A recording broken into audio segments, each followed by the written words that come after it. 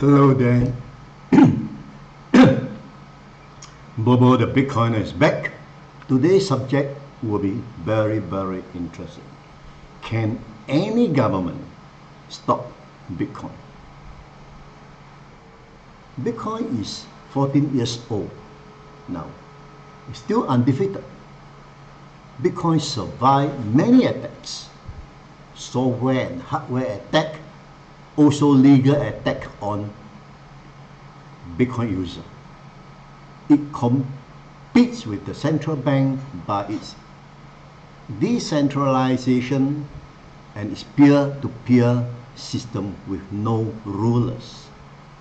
It was distributed around the world, scheduled energy in return for freshly mint Bitcoin.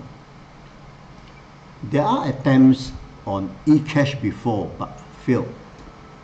No one can figure how to decentralize an incorruptible token or how to build a system that couldn't be stopped by any government until Satoshi comes along.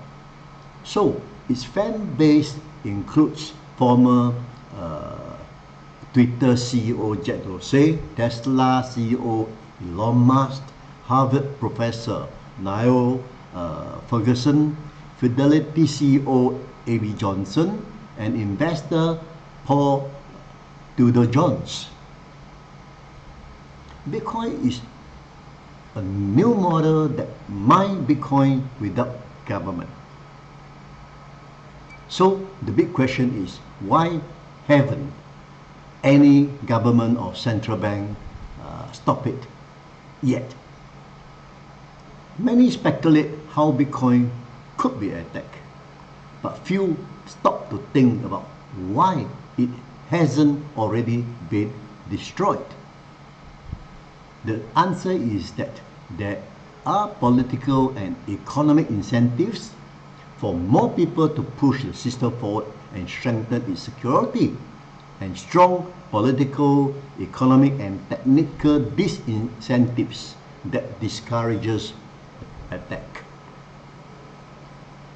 Previous attempts by online digital currency like Ego and Liberty Reserve were shut down by the US government before even making it to a $10 billion market capital. Bitcoin and crypto now has a market cap north of $1 trillion. Every day Bitcoin survives, it becomes stronger. And for many attack vectors, the windows are rapidly closing. One reason that Bitcoin is so resolute is that it is a globally distributed phenomenon.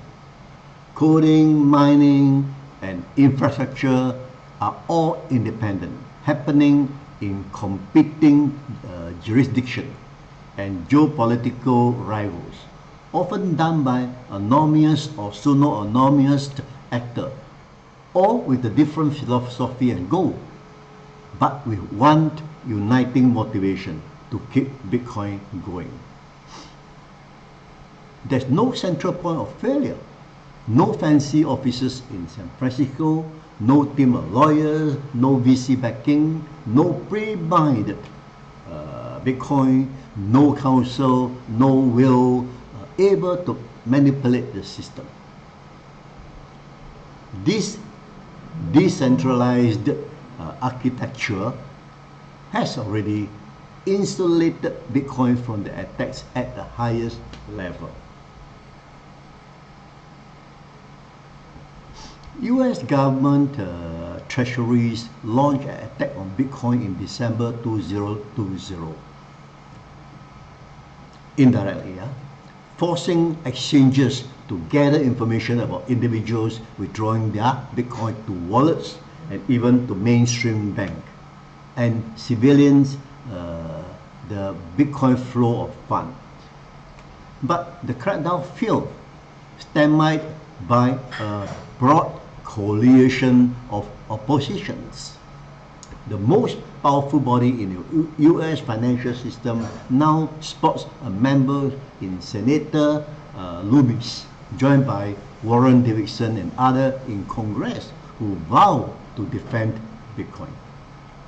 But the biggest threat to end-user withdrawal that would effectively divide the system.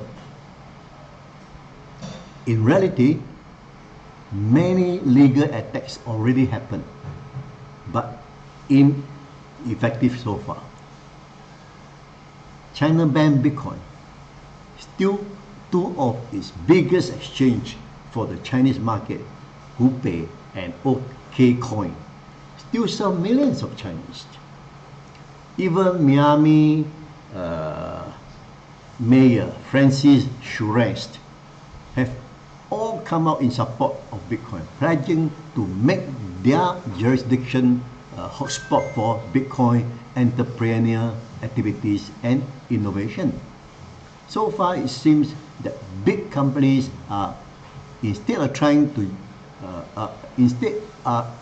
the big company instead are joining the Bitcoin party. Bitcoin is only valuable as an asset because it is decentralization. All right. Since no one can arbitrarily change its rule and decide to mine more, driven by self-interest, Wall Street may ironically ends up being one of the biggest cheerleaders of this new technology that Washington can't control. Government have failed miserably, all right, trying to stop people from holding something that isn't, of something that is invisible, borderless, and can teleport from anywhere on earth. In democracies, government will face major obstacles from the tech and financial industry, as well as from free speech, privacy, and private property protections. Confiscation will require brutality, and it is not clear that all government have the stomach or ability to do it. Just as some government with weak currency have been forced to dollarize, others in the future will be forced to accumulate Bitcoin. In the world with friendly US regulators and citizens of the world demanding an asset that can't be inflated away, the incentive to attack Bitcoin is dwindling. In the end, the only way to kill Bitcoin is to make people don't need Bitcoin. If no one wants a devaluation-proof, censorship-resistant, permissionless, borderless, non-discriminatory, teleporting financial asset, then no one will fill it with energy and it will die automatically. Yeah, probably that is a wiser choice. Hope you enjoyed today's episode. Thank you for watching. Bye-bye.